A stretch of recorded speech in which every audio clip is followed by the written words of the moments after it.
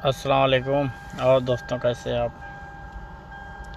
आज हम बात करेंगे आपके इसमें जो गेयर के दो सेंसरों के बारे में। एक न्यूट्रल पोजीशन स्विच और दूसरा आपका रिवर्स लाइट का स्विच। उसकी लोकेशन क्या है? ये जापानी गाड़ी है, जो आपकी जापानी गाड़ी रहता है मैनुअल गेयर हाइड्रोलिक, उस गेयर बक्से की लोकेशन आपको इस वीडियो में आपको शेयर करेंगे हम।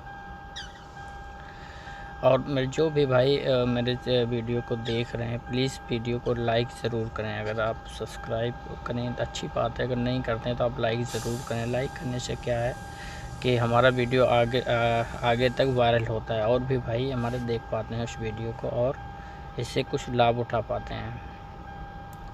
ठीक है भाइयों, आपको दिखाते हैं स्विच की लोकेशन।